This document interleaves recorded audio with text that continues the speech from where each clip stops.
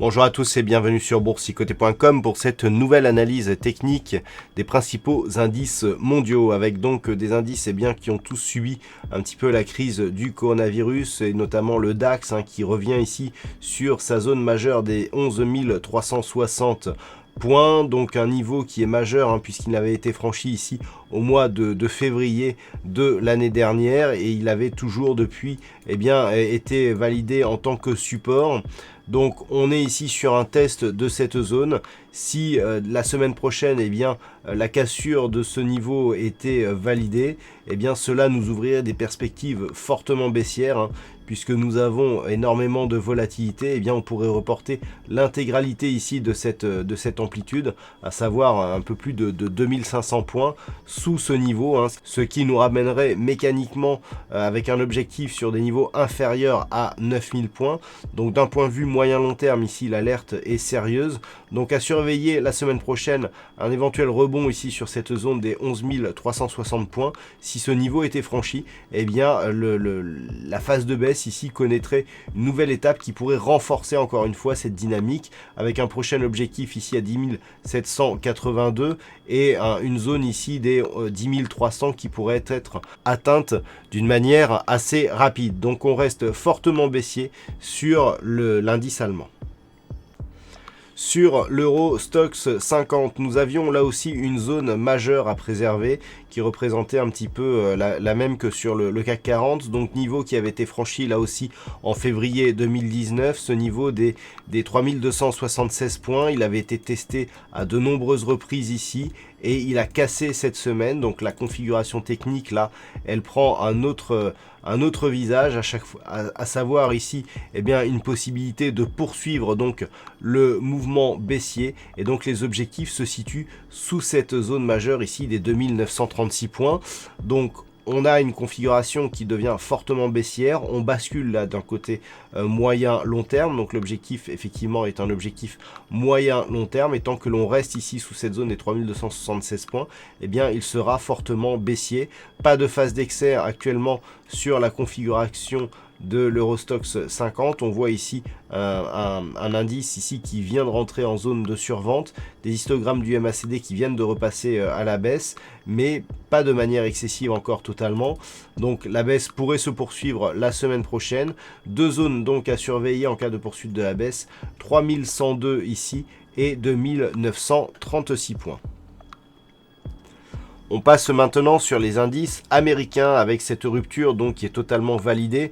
On voit bien ici ce support qui est plutôt maintenant résistance. On est un petit peu sur une épaisseur de trait là par rapport à la configuration actuelle. Donc on va le retirer pour une meilleure lecture. La configuration que l'on a, elle est un petit peu différente de ce qu'on a sur l'Europe, tout simplement parce qu'on a un effet de devise avec un euro-dollar qui a fortement monté cette semaine et qui donc donne un petit peu de surperformance aux indices américains.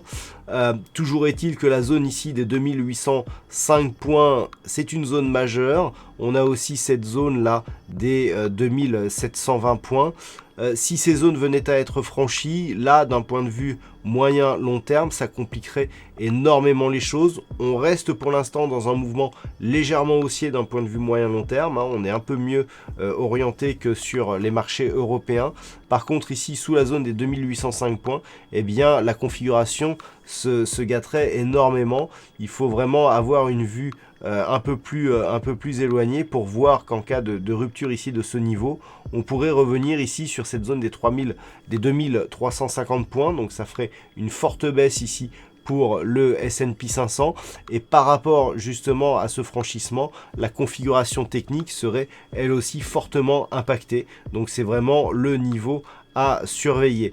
Du point de vue des indicateurs techniques, on est donc en phase de baisse, on n'est même pas en survente ici sur le RSI, les histogrammes viennent juste de se retourner à la baisse, donc on voit qu'on n'est pas du tout dans une phase excessive. Toutefois, avec le gap que l'on a ouvert aujourd'hui, si on vient casser ici le point bas du début de semaine, et si on casse ici cette zone des 2805 points, la dynamique sera totalement relancée. Donc attention à cette zone dès la semaine prochaine. Quant au Nasdaq, on voit que c'est l'indice qui résiste le mieux à la crise actuelle. Alors pour s'en convaincre, il suffit d'écarter un petit peu voilà, le graphe. Si on se permet même de replacer ici sur ces points bas significatifs, eh bien on a bien quelque chose qui nous confirme une dynamique haussière. On peut voir ici donc les impulsions, contact, ici deuxième contact, on est toujours ici au-dessus de ce support et c'est le seul indice vraiment qui a l'air de ne pas être trop impacté par rapport donc à la crise du coronavirus actuelle. Alors c'est lié au fait que techniquement autant certains services ne peuvent pas être remis, c'est-à-dire que dans l'alimentaire par exemple on sait que ou le tourisme, des places ou des séjours qui ne sont pas faits ne seront pas forcément faits ultérieurement, alors que dans la technologie, eh bien, un achat de téléphone ou d'appareils électroménagers peut être remis de quelques mois et donc différé mais pas annulé. C'est ce qui explique la meilleure résistance de certaines valeurs technologiques. On voit ici que nous sommes toujours dans une dynamique haussière. Le Nasdaq d'ailleurs peut être aussi fortement aidé par la baisse des taux de la Banque fédérale américaine et donc on reste ici sur une dynamique haussière, même relativement forte tant que l'on est ici au-dessus des 8010 points puisqu'il s'agissait ici de la précédente résistance. Alors si on franchissait ici ce support, on a les 8010, mais on a aussi cette zone ici des 7600 points. Le dernier point bas significatif de tendance, il est sur ce contact ici. Donc tant que l'on est au-dessus, eh bien la dynamique reste haussière et forte sur le Nasdaq, donc l'indice des valeurs techno américaines. Et puis enfin, on termine avec le Nikkei, donc un indice japonais dont l'économie, le Japon, a été fortement impacté par le développement du coronavirus. Donc on revient ici sur une zone de support à 20 320 points, donc niveau qui a été testé et qui est un petit peu l'équivalent de ce que l'on a sur le CAC actuellement, puisqu'il avait été franchi ici en janvier, donc peu avant février que l'on retrouve sur les indices européens.